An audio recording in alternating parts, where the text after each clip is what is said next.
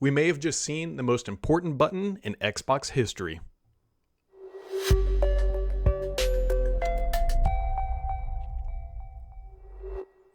Happy Friday, friends. What an insanely crazy busy week in the world of Microsoft. There is what we believe is probably more than likely Windows 11 25H2 features showing up. We have brand new Surface hardware and possibly the most important Xbox button in the history of Xbox. There is a ton to dive into. I don't want to wait any longer. Hopefully you had a wonderful week, and here we go. So the first thing up here is that, hey, there's a whole bunch of new Windows 11 features that were announced. The one on the screen for the video listeners, or video watchers, I should say, is the new click-to-do actions that were announced this week in part of a slew of new AI functionality that was announced coming to Windows 11 here in the near-ish future, including other features like Photos Relight that actually dynamically controls the lighting and styles for how pictures look, Paint Sticker Generation, something I know you always wanted, Paint Object Selection, and Snipping Tool is going to help you take just slightly better screenshots using that world-famous AI that Microsoft is shoving into everything, including the Microsoft Store,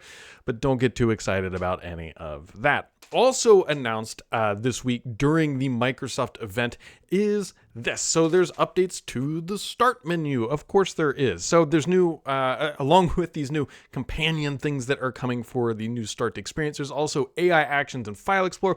Notepad is getting updates as well, including a summarize feature and some lightweight formatting options, which just kind of feels like that's not what Notepad was supposed to be. But anyways, Copilot Vision is including some of the Copilot improvements, and also, as I noted, Store AI Hub, which if you use this and have seen the example that was found on the internet of this, it's like it shows you an app and then you click a thing and then it just ejects you into the Copilot app, not within the store. It's an experience that not many people are probably going to love, but there's the new Start menu experience that is showing up. The little sidecar or companions or whatever the official name is, I cannot remember it off the top of my head, is going to be rolling out. However, I think the bigger news this week was, these guys, right? Microsoft announced Surface stuff, and I always love me some Surface stuff. I'm using a Surface Laptop Studio. I've got Surface stuff all over my house. I like Surface stuff, and I will probably end up with one of these maybe in the near future. There's a hesitation in my voice because, first off, there's the new Surface Pro 12-inch. I'm not going to go into too deep into the specs. Everybody listening to this probably mostly knows, or just Google search it because it will give you exactly what you are looking for. And then there's also this guy or girl, whatever you want to call it, the new Surface Pro with a 12-inch display, which I got to check, by the way, because I think they're calling this thing the Surface Pro 12-inch, not the Surface Pro 2025, but it's got to have the year number in there somewhere. That's typically how they do it. But anyways, there's a Surface Pro 12-inch and a new 13-inch Surface laptop. Now, as I noted last week, hey, keep your eye out for Surface Connect because neither of these new devices has a Surface Connect port. Neither one. They all charge via USB-C. And if you're buying the Surface Pro 12-inch, make sure you bring your own charger because there is not one included in the box. The Surface Pro 12-inch starts at $799 dues and the laptop at $899 dues. So Microsoft cut a lot of corners, I think. I know. First off, all of the ports are USB 3.2. None of them are Thunderbolt. I believe the screen resolutions are lower. Also, by the way, on the Surface Pro 12-inch, they are no longer calling the cover that connects that we called a type cover. They're calling it a keyboard. So just little things like that or whatever just kind of make you, Anyway, so these things, $799, $899 starting price. They cut a lot of corners. It just seems like the storage is slower, but you know what? These things I have no doubt are going to be quality devices and run well. They run and not the high-end Surface Snapdragon chips. They are a slightly detuned version, I believe. Also, someone's going to speculate the pricing might be to tariffs in China, and I do not believe these devices are produced in China. So I don't believe that is going to has anything to do with the pricing at all. But there's just a lot going on here with Surface because Microsoft also quietly dropped the $999 entry-level Surface Pro 11 and Laptop 7 to give these new devices, which the purple one looks pretty good. I will fully admit that. To give these things more breathing room to try to separate things out so that good value of $1,000 for the Surface Laptop or Pro 7, the bigger dog, the big dogs, they're gone. So maybe you can find one at like a Micro Center or a Best Buy shelf in the back, just clean off some of the dust. But just big changes as it feels like Surface has lost some of its beating soul. Now, granted, I'm not trying to like knock Surface, too far off its pedestal. These are still good devices. They have no laptop stickers. There's no junk on them or anything else like that. But they're just these safe, conservative updates, and it feels like Microsoft is going through the motions now rather than trying to do anything sort of innovative like this Surface Duo that I'm holding here, or like they're no longer taking the risks that Surface was known for. It's very much, they're like, look, we got to make money on these things. This is no longer a loss leader. Surface has to be a brand that can stand on its own financially. And so that just feels like the marching order. And so getting like crazy wild devices that really push the boundaries of what a PC could be like, which is what the Surface kind of Pro was when it launched. We're just not seeing that anymore. These are just very safe and conservative updates and no risks taken, and just a Surface that you know and love, and just slightly different. They're interesting devices. I'm not trying to say these things are bad devices. I genuinely, usually like Surface stuff, but we'll just why is my mouse stuck over there? We're going to jump on over to the gaming news, because this is like the hot topic of the week. Their Surface stuff is cool and everything else, but there's Xbox is doing Xbox stuff. So first off, Gears of War Reloaded was announced, and it's coming to PlayStation. I think you should just get used to that. It's coming to PlayStation and it's coming to PC, and that's just how it's gonna be. Now, Xbox, for its part, for last month was the top publisher on the PlayStation platform, and so you can look at this however you want, right? If you are a true Xbox console loyalist, this is not going to sit well, but I mean, I don't think they carried at this point. But if you're hey, Xbox brand, what are you doing? How are you evolving? Xbox's stuff is going everywhere. There we have, this is an Xbox campaign. Microsoft is going to be making a lot of money on the PlayStation platform, and that is what's going to be happening going forward. At the end of the day, you still get to play the games. If you're the only place you can get Game Pass is on the Xbox platform, which continues to be the best value in gaming. But realistically, so this is going to be a reloaded version or a remaster of a remake, right? Because they've done this before, but either way, coming to PlayStation will be a big deal, and I'm sure they will make a decent amount of money over on that platform. So just kind of be keeping your eyes and ears open for that. On cloud gaming, you can now use the mouse and keyboard for cloud gaming. That is now out on the kind of insider-ish program of the Xbox platform. However, the big news of the week is this guy. So this guy right here was a leak from a regulatory body who was taking pictures and, doing all their tests and stuff. And so these things weren't supposed to see the light of day.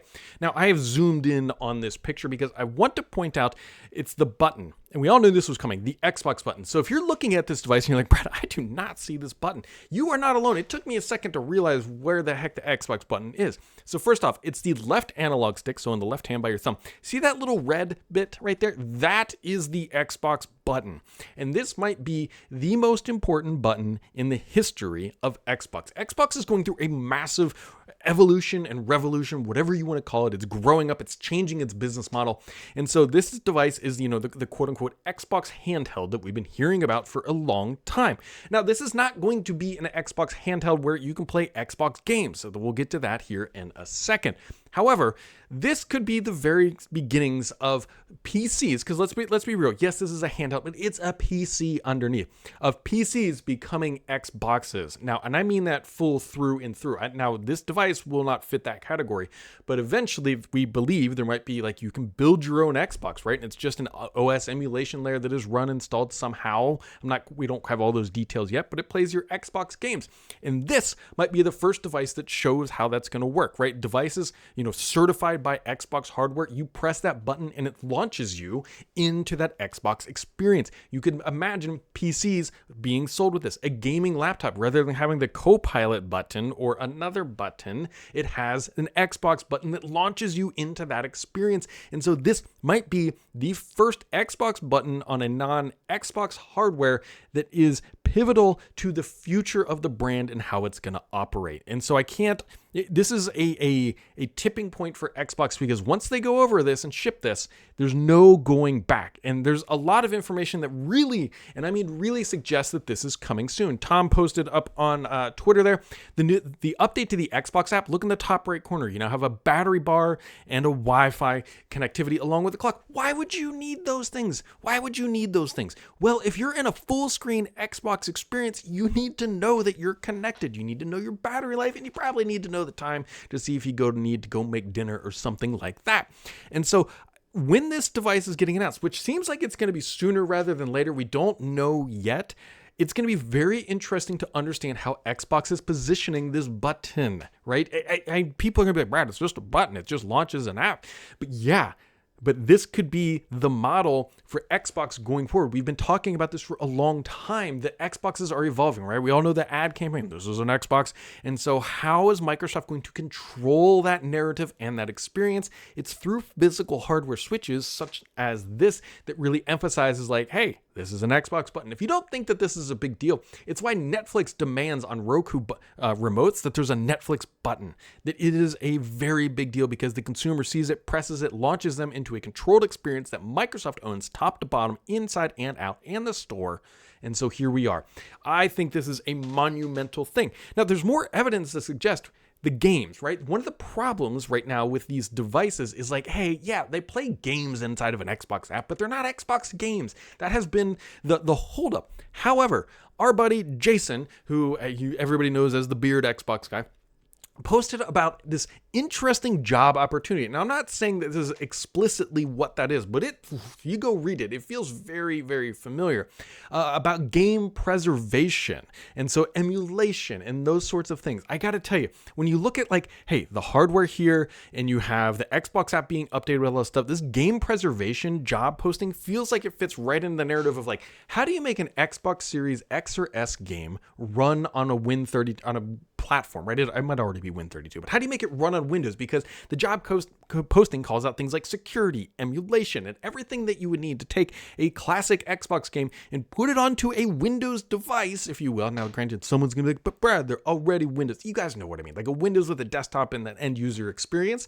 and put those classic Xbox games into an environment that it can be used on a device like this. I think we are seeing all of the tea leaves come together in one cataclysmic moment of where we will soon learn that you will be able to run traditional Xbox games on non-traditional Xbox hardware. And once Microsoft has it, once they make that jump, and I mean fully make that jump, where you have the Xbox Live integration, you press the guide button, which is on this piece of hardware, and it pulls up your friends list, and you can jump in and out of chat rooms, and that sort of experience, that completes the circle that anything, and I mean anything, can become an Xbox. And Microsoft at that point is in a good position to capitalize upon all of the studios and everything that they have done. Yes, somebody's going to get really bent out of shape and say there's no more Xbox consoles. Phil Spencer has already told us there will be more consoles. But if everything can be a console, that is absolutely going to massively expand the user base for Xbox Game Pass, the Xbox platform, the Xbox service, and Xbox sales.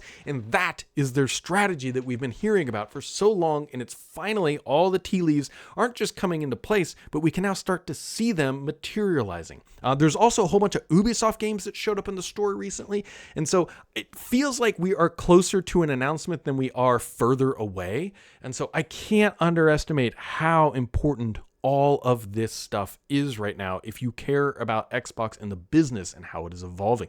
Which, by the way, Microsoft is now officially cleared all full stop, I think, from the FTC. They actually got past that last appeal by the FTC, and Microsoft can close the deal. There was no way they were going to unwind this, but FTC launched a Hail Mary to try to stop it. But yeah, Activision and all that stuff, it's now wrapped up in this very, very significant week in the world of Xbox. So, also, GTA 6 has been delayed. Right? And I think it instantly became the most watched video on YouTube, or like whatever. It really came out quickly. So anyways, we are going to jump over to my favorite part of the week, which are the questions. I've started posting these on YouTube, and actually there's a question about my questions. So let's just dive in. So Would You Assassinator says, hello, Brad. I like the new method of raising questions for the podcast. What made you go down this route? So I'd been posting them over on Thurrott, and then I had to post it over on the YouTube channel last week because there were some connectivity issues over on Thurrott.com that have long been resolved. But then it just made more sense. Like if you're watching this on YouTube, interacting with the people on YouTube, the 50,000+ people on the YouTube channel, it just I don't know why. I think the better question is, why did I wait so long to do all of this? So Captain EWC says, what are the chances Microsoft can get Xbox console games not in Play Anywhere to run on third-party Asus handheld that is coming out? I tried to just distill that in the previous part of the video. There's nothing stopping it. I absolutely think that they can do this. Now, whether or not they make it run on that particular device is a different question right now. The question in my brain is like, how much effort does it take to put an Xbox game on the Windows platform in the whole Xbox experience, not just run, but that whole integration? It's running on Windows anyways. This is what Microsoft does better than any company on the planet. So can it be done? Yes. Will it run on that particular device? No. Do I expect it will run on future devices at some point? Yeah, I realistically do. Newsance in HD says, do you think Microsoft will buy another publisher developer this year? If so, who? I don't think they will. Unless I do not see that happening personally. One, they just got clear of the Activision stuff. They have spent so much money that it would have to be some like ridiculously good value and make so much sense to be in the Xbox portfolio that they would do it. They have spent so much money on studios lately. I don't see them snatching anything else up on like a grand scale. Like, are they going to go buy EA? I do not think so. DevLead SE says, I'm very happy with my ARM dev kit, but would love an upgrade with a better CPU and NPU. The successor was recalled and been very quiet since. What do you think I can hope for in a revised ARM desktop option? This is something, because here's why I hesitate just a smidgen. Like, there are ARM like desktop things out there, but they're not, right? They're just the laptop chip, if I could enunciate, just slapped in a small form factor box and then just slid under the monitor, if you will. So I think it feels like we say this every year, but at least this year, there's very good options in the laptop space, right? Surface Laptop 7, Microsoft Surface lineup has some high-end Snapdragon stuff. The best thing I can tell you at this point is that it feels like we've seen most of the wares that are going to be releasing this year, is that you got to look forward to the Snapdragon event that Qualcomm always hosts every year, roughly in the September, October timeframe, somewhere around there. I don't know exactly when they're doing it this year. Actually, some years it's been in December. So we got to pay attention to that. IFA in the fall will also be the time. However, Microsoft has its Build conference next week. I don't know if they're going to announce a dev box at Build, but that would be, if you're looking for like the true dev box, that is our best hope for seeing something like that.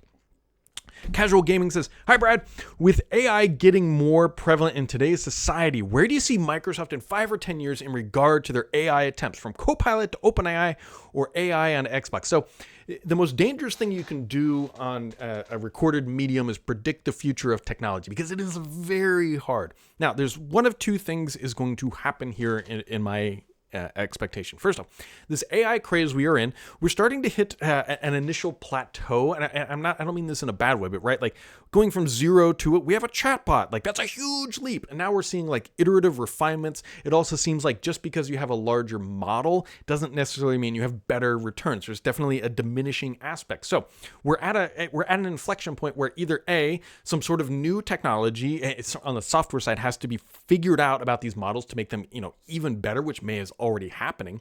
We also need some hardware innovation too that couples inside with those types of things, because right now we have a massive growing demand for compute and power and energy, and it's outstripping what our technology is currently sitting at. Like, go look at like a 5090. People are saying, like, Brad, we have plenty of GPUs like that can do this stuff. Like, no, not really.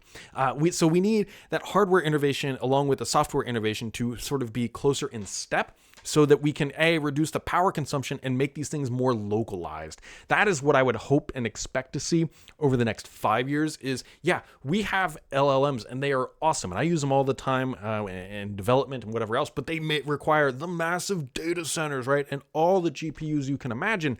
Now we've got to start saying, okay, let's start using some logic here. How do we get it from running on 1,000 GPUs to maybe 500? Then how do you get from 500 to 50, right? How do you get the scales of efficiency that we'll hopefully see between that 5 and 10 year mark would be my expectation. Microsoft will evolve massively, right? Go back 10 years ago and Game Pass wasn't a thing.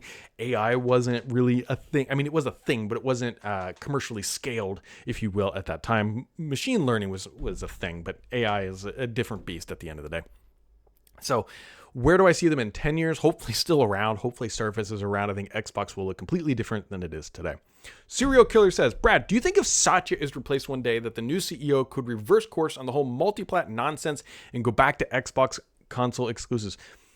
Probably not. With the caveat, if that in like, let's say 3 years or so, like Xbox is just, the revenue is just growing just like 2% per year, which I don't think is going to be the scenario, right? So if they go multi-plat and the scenario doesn't work out where they make more money, then Xbox, more so than having exclusives, would probably be in trouble, right? The expectation is you're casting a wider net, they're making more money. People get really caught up in like, you got to sell more consoles, but the consoles don't make money. They make money once, right? You want to sell games. Games are what you want to sell. That's where the margin is, not in the consoles. And if Microsoft can execute on its strategy where everything can be a console game, or every Xbox or every device can be a console, then they can win on just massive scale. And I just realized this is so off center, it's going to bother somebody besides me.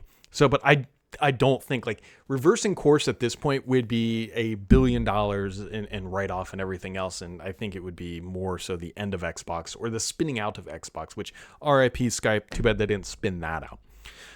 Mr. DB Cross says, Doom is coming soon. We are waiting anxious and breathless.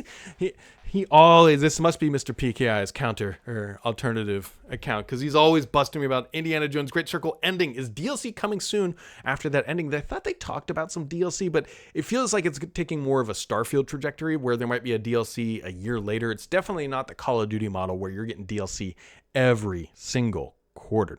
So, Victor Fry says, have you noticed Microsoft hasn't made any public disclosed acquisitions in some time? Nothing since 2013 or 2023, I should say. Well, I feel like the market has shifted massively. Microsoft went on a huge buying spree when their stock price went straight up through the roof. And so now I think they're trying to...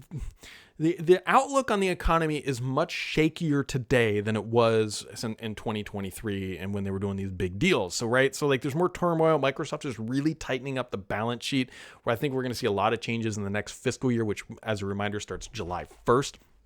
So I'm not expecting anything huge on that front. Jonathan Smith says, hey, Brad, do you think Microsoft still has bigger plans on the mobile software space that will utilize the King acquisition ABK? Oh, I absolutely think they do. Right? Apple just found itself getting smacked by a judge, the hand by a judge, and like they have to open up their app store and they really have to tear down that wall. And so I think Microsoft is absolutely going to be playing into that. Here's the thing that kills me about Microsoft, though.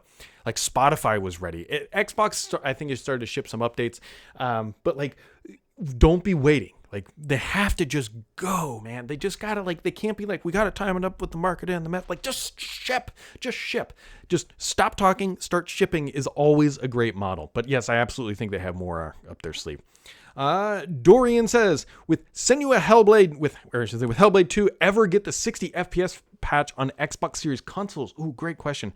Please don't let that guy die on the sidelines. I know people like to hate on Starfield. I did too when it came out, and I couldn't do 30 FPS, but when they made it 60, night and day difference. I do agree that 30 versus 60 is a very significant difference. It's more of a difference than 60 to even 120. So I hope that it does. I hope that it's a patch that they will use and talk about here in the near future, but I don't have any inside information saying it's coming. But yeah, you are right. That is a game that people have forgot about, primarily at the fault, if you will, in quotation marks, of Microsoft of shipping so many great things, right? Think about all the games that have shipped since then. Indie, you've got Call of Duty, you've got Avowed, you've got South of Midnight, you've got so many titles, you've got Doom right around the corner. And so it is easy to forget about some of those things. And Mr. PKI with the last question of the week, as a double dose as he likes to do. He says, are there big layoffs next week as the rumor mill suggests? Insider insight. There has been a lot of talk at Microsoft on their various external forums, if you will, about changes that are coming. I just noted that, hey, next year's fiscal year, I think is going to look differently. And so I don't don't like to speculate about layoffs, but there's definitely talk amongst Microsoft employees on the public forums that, hey, this is happening. There's been a couple of reports in publications as well. And so, yeah, nobody likes this stuff. So anyways, I don't want to end on a sad note. So, I don't know. It's spring weather outside. I didn't have any other items lined up. I don't like it. This is a positive place. I'm a happy individual, and it's springtime. And football's slowly starting to come back with the spring training camps and everything else. And so there's a lot of good stuff. But anyways, my friends, this was a killer podcast. Love all the questions. I'm going to keep posting more on YouTube. So make sure to keep it subscribed here, because the BS on this podcast is me.